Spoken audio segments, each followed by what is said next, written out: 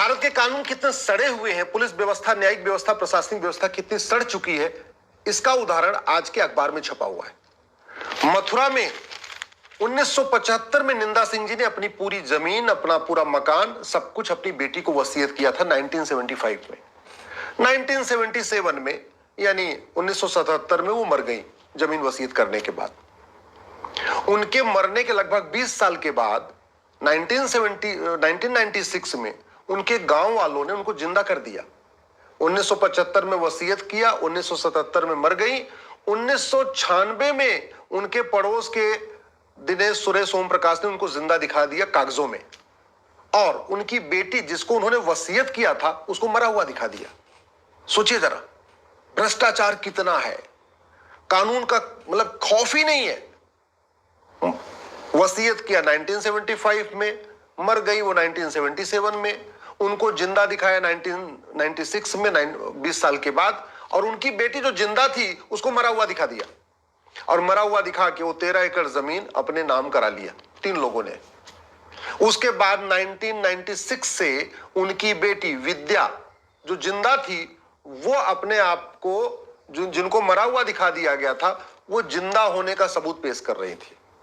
29 साल 1996 से लेके अभी 3 दिन पहले तक 2025 तक वो कोर्ट में लड़ती रही और कागज दिखाती रही कि मैं जिंदा हूं, लेकिन अपने आप को जिंदा साबित नहीं कर पाई और अब वो भी चली गई। ये है घटिया कानून का दुष्परिणाम, और ये कहां हुआ है? मथुरा में, भगवान कृष्ण की जन्मभूमि पे हुआ है।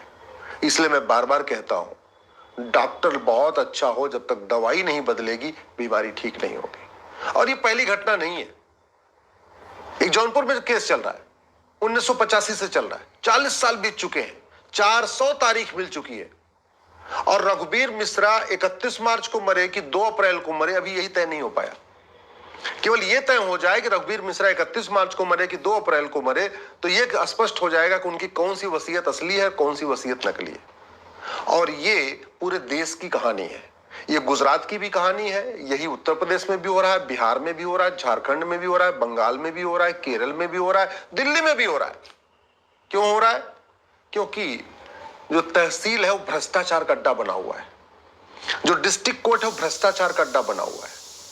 आप कुछ भी कर लो, बस पैसा फेंको, तमाशा देखो। और ये सब क्यों चल रहा है? क्योंकि हमारे कानूनों का खौफ नहीं है।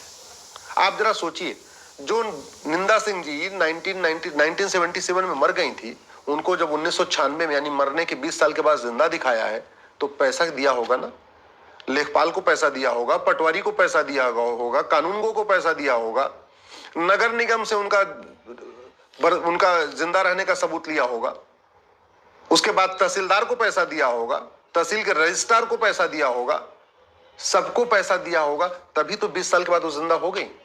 और केवल जिंदा होने के लिए पैसा नहीं दिया होगा, उनकी बेटी को मरा हुआ दिखाने के लिए भी पैसा दिया होगा, उनका भी डेथ सर्टिफिकेट बनवाया होगा नगर निगम से, उनका भी बाकी और डॉक्यूमेंट बनवाया होगा अलग अलग जगहों से। ये खेल चल रहा है। आज की डेट में 5 करोड़ मुकदमों के कारण 5 करोड़ परिवार टेंशन में है। 5 करोड़ परिवार का मतलब, अगर एक परिवार में 6 आदमी मान के चलिए, तो 30 करोड़ भारतीय टेंशन में हैं। बेचारे वो तड़प रहे हैं कि उनको न्याय मिल जाए, न्याय नहीं मिल रहा, न थाने से न्याय मिल रहा। अच्छा, आश्चर्य की बात देखिए, विद्या सिंह जी पिछले 29 सालों से लड़ रही थी, और ये जो जिन्होंने फर्जी वसीयत करवाई थी उनके खिलाफ FIR करवाने के लिए थाने जा रही थी, कप्तान से मिल रही थी, ये DM से मिल रही थी, सबसे मिल के आ गई, और जिन्होंने फर्जी वसीयत करवाया था उनके खिलाफ FIR नहीं हुआ। जब वो मर गई हैं तब जाके उन दोनों को, जिन्होंने फर्जी वसीयत कराई थी, उनको पुलिस ने पकड़ा और पकड़ के जेल भेज दिया। अच्छा, जिन्होंने फर्जी वसीयत कराई थी उनको तो पकड़ के जेल भेज दिया, जिन्होंने फर्जी डॉक्यूमेंट बनाया था उनको तो कुछ हुआ ही नहीं। वो लेखपाल, वो पटवारी, वो तहसीलदार, वो पेशकार, वो नगर निगम का बाबू, जिन्होंने फर्जी सारे डॉक्यूमेंट बनाए थे उनको तो कुछ नहीं हुआ। बनवाने वाले को तो चलो फिर भी जेल भेज दिया, और बनाने वालों को क्या, कुछ नहीं। पाप के भागीदार तो दोनों हैं, दोनों ने गलत काम किया है, तो सजा, जेल तो दोनों को जाना चाहिए था। लेकिन हमारे पास ऐसा कानून ही नहीं है। इसलिए मैं माननीय प्रधानमंत्री से हाथ जोड़ के निवेदन कर रहा हूं, अगर देश में बदलाव चाहते हैं तो जुडिशियल रिफॉर्म करिए। आप केवल जस्टिस विद इन ईयर लागू कर दीजिए, भारत की GDP 2% अपने आप बढ़ जाएगी। जिस हम 5 ट्रिलियन इकोनॉमी की बात कर रहे हैं, जब तक जुडिशियल रिफॉर्म नहीं होगा, जब तक जस्टिस विद इन ईयर लागू नहीं होगा, वो हम अचीव नहीं कर सकते। और कर भी लेंगे तो कोई फायदा नहीं, जब आम जनता तड़प रही है, परेशान है, गांव में दिक्कत हो रही है, एक दूसरे के जमीन पे एक लोग कब्जा करते जा रहे हैं, जो भी गांव में दबंग है वो गरीब की जमीन पे कब्जा कर ले रहा है। कहां से सामाजिक समरसता आएगी, कहां से आपस में भाईचारा बढ़ेगा? कानून का कोई खौफ नहीं है। जो दबंग है वो गरीब के खिलाफ एफआईआर कर दे रहा है, और जो गरीब है बेचारा वो चाह के भी एफआईआर नहीं करवा पा रहा। विद्या सिंह आखिर लड़ी ना, 29 साल लड़ी है, एफआईआर नहीं करवा पाई। हाँ, मर गई तब जाके एफआईआर हो गया। मैं माननीय प्रधानमंत्री से निवेदन कर रहा हूं, सबसे पहले आप झूठ को गंभीर अपराध घोषित करिए। ये जो नई भारतीय साक्ष्य संहिता बनी है ये पहले से अच्छी है, लेकिन इसमें झूठ पकड़ने के लिए narco polygraph brain mapping test का प्रावधान नहीं है। आप केवल एक नार्को पॉलीग्राफ ब्रेन मैपिंग कानून बना दीजिए। मैं गारंटी के साथ कहता हूं, लोग झूठी शिकायत करने से डरेंगे, झूठी गवाही देने से डरेंगे। विद्या सिंह 29 साल तक अपने आप को जिंदा साबित नहीं कर पाई, क्योंकि उनके खिलाफ लगातार झूठी गवाहियां चल रही थी। वो और झूठी गवाही कैसे होती? पैसे से होती है। इस जो 5 करोड़ मुकदमे चल रहे हैं वो इसलिए चल रहे हैं क्योंकि भारत में झूठी शिकायत करना गंभीर अपराध नहीं है, झूठी एफआईआर करना गंभीर अपराध नहीं है, झूठी जांच करना गंभीर अपराध नहीं है, झूठा हलफनामा दाखिल करना गंभीर अपराध नहीं है, झूठी गवाही देना गंभीर अपराध नहीं है, और जज झूठा फैसला भी दे रहे हैं, क्योंकि झूठा फैसला भी देना गंभीर अपराध नहीं। जजों की अकाउंटेबिलिटी नहीं, पुलिस चार्टर है नहीं क्या भैया, आपके पास शिकायत आएगी तो आपको 1 घंटे के अंदर एफआईआर करना ही करना है। हमारे पास पुलिस चार्टर नहीं है कि अगर आपने एफआईआर कर लिया तो आपको 3 महीने के अंदर जांच करना ही करना है, ऐसा कोई सिस्टम ही नहीं। हमारे पास एडमिनिस्ट्रेटिव चार्टर नहीं है कि तहसीलदार हो, चाहे वो एसडीएम हो, चाहे कलेक्टर हो, चाहे कप्तान हो, कि आपके पास जो शिकायत आई है आपको 1 महीने के अंदर या 15 दिन के अंदर या 2 महीने के अंदर या 3 महीने के अंदर आपको इसका हला भला करना ही करना। ऐसा कोई जो हमारे पास एडमिनिस्ट्रेटिव चार्टर भी नहीं, ना जुडिशियल चार्टर है। जज जितनी मर्जी उसकी तारीख दे दे। जौनपुर में दिया है ना, चकबंदी अधिकारी ने 400 तारीख दिया है उन पिछले 40 साल में, और फैसला अभी भी नहीं किया। और अभी भी फैसला हो जाएगा तो चकबंदी अधिकारी के यहाँ, फिर बाद में एसओसी के यहाँ जाएगा, एसओसी के बाद डीडीसी के यहाँ जाएगा, डीडीसी के बाद चकबंदी कमिश्नर के यहाँ जाएगा, चकबंदी कमिश्नर के बाद हाई कोर्ट जाएगा, हाई कोर्ट के बाद फिर सुप्रीम कोर्ट आएगा। दबंग गांव में अत्याचार कर रहे हैं, उसका मूल कारण है घटिया कानून। थाने, चाहे वो नगर निगम हो, चाहे जो भी सरकारी डिपार्टमेंट, भ्रष्टाचार के अड्डे बने हुए हैं। फर्जी आधार बन रहा है 2-2 हजार रुपए में, फर्जी राशन कार्ड बन रहा है 2 हजार रुपए में, फर्जी ड्राइविंग लाइसेंस बन रहा है 3 हजार रुपए में, फर्जी बर्थ सर्टिफिकेट बन जाता है 2 हजार रुपए में, फर्जी एज सर्टिफिकेट बन जाता है 2 हजार रुपए में, फर्जी इनकम सर्टिफिकेट बन जाता है 2 हजार रुपए में।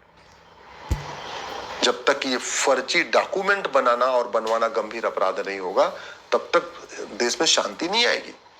फर्जी वसीयत बन जाती है, 10 से 15 हजार रुपए में फर्जी वसीयत बन जाती है, 10 से 15 हजार रुपए में फर्जी विरासत बन जाती है। पूरा खेल चल रहा है।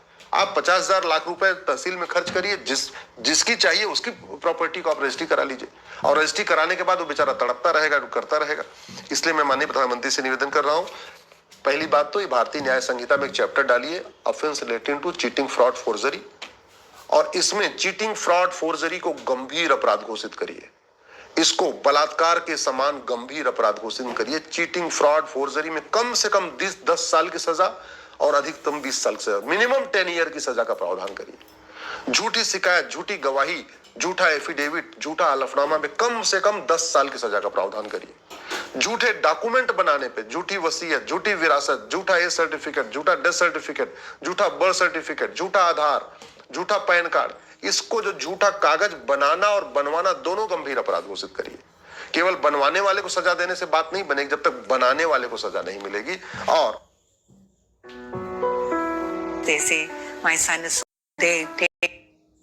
इस 1858 में जो ये सिविल प्रोसीजर कोड बना था, जिससे जमीन का मुकदमा तय होता है, हालांकि अमेंड होकर 1908 का बन गया है, लेकिन इसको बदलिए, ये नया कानून जरूरत है।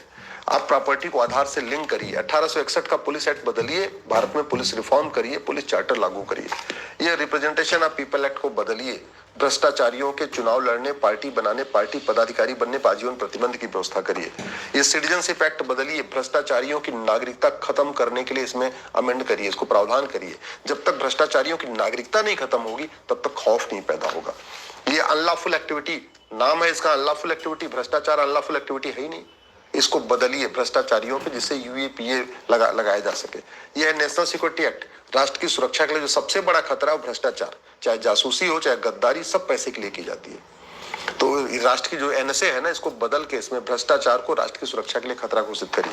ये प्रिवेंशन ऑफ करप्शन एक्ट, सड़ा हुआ कानून, ऐसा सड़ा हुआ कानून कि लोगों को भ्रष्टाचार करने में कोई खौफ ही नहीं पैदा, इसको बदलिए। ये बेनामी प्रॉपर्टी एक्ट, खूब लेन देन चल रहा है, खूब तहसील में लेन देन चल रहा है, सब कुछ चल रहा है, क्यों? कानून सड़ा हुआ है, कानून का कोई खौफ नहीं है। ये मनी लॉन्ड्रिंग के जरिए जबरदस्त पूरा खेल चल रहा है, क्यों? क्योंकि कानून सड़ा हुआ है और कानून अब इसको बदलने की जरूरत है। शिक्षा में संस्कार देंगे, उससे भी भ्रष्टाचार फर्क पड़ेगा। तो राइट टू एजुकेशन को भी बदलना पड़ेगा। ये पूरा जो कालाधन का कारोबार चल रहा है, क्यों चल रहा है? क्योंकि कानून सड़ा हुआ है, कानून घटिया है। मैं माननीय प्रधानमंत्री जी से हाथ जोड़ के निवेदन कर रहा हूँ, भारत में अगर शांति चाहते हैं, खुशहाली चाहते हैं, तो कानूनों को बदलिए। बिना कानून बदले कोई परिवर्तन नहीं आएगा। गांव में जो अशांति है, जो लोग खुश नहीं है, उसको इसलिए नहीं है क्योंकि कानून हमारे सड़े हुए हैं, कानून हमारे घटिया हैं। गांव में जो सामाजिक समरसता टूटी हुई है, उसका मूल कारण है घटिया कानून। गरीब जो परेशान है, उसका मूल कारण है घटिया कानून। किसान, मजदूर, सब लोग परेशान है सड़ी हुई न्यायिक व्यवस्था से। इवन व्यापारी भी परेशान है, मिडिल क्लास परेशान है, अपर क्लास परेशान है, एलिट क्लास परेशान है। कोई ऐसा हिंदू भी परेशान है, मुसलमान भी परेशान है, पारसी भी परेशान है, ईसाई भी परेशान है, ब्राह्मण भी परेशान है, क्षत्रिय भी परेशान है, वैश्य भी परेशान है, दलित भी परेशान है। किससे परेशान है? घटिया कानूनों से। पुलिस रिफॉर्म करिए, जुडिशियल रिफॉर्म करिए, एडमिनिस्ट्रेटिव रिफॉर्म करिए, पुलिस चार्टर लागू करिए, जुडिशियल चार्टर लागू करिए, एडमिनिस्ट्रेटिव चार्टर लागू करिए, और मैं गारंटी के साथ कहता हूँ सारे मुकदमे अपने आप खत्म हो जाएंगे और मुकदमों का फैसला 6-6 महीने में होगा। जस्टिस विद इन ईयर, 1 साल तो मैं ज्यादा बता रहा हूँ, मैं गारंटी के साथ कहता हूँ 6-6 महीने के अंदर मुकदमों का फैसला शुरू हो जाए। अगर झूठ को गंभीर अपराध घोषित किया जाए, झूठे कागज बनाने और झूठे कागज बनवाने को गंभीर अपराध घोषित किया जाए, भ्रष्टाचारियों की 100% संपत्ति जब्त करने, नागरिकता खत्म करने, आजीवन कारावास देने के लिए कानून बना जाए, भारत में रामराज्य आ जाएगा, सारे फर्जीवाड़े बंद हो जाएंगे। एक हाई पेइंग सैलरी के लिए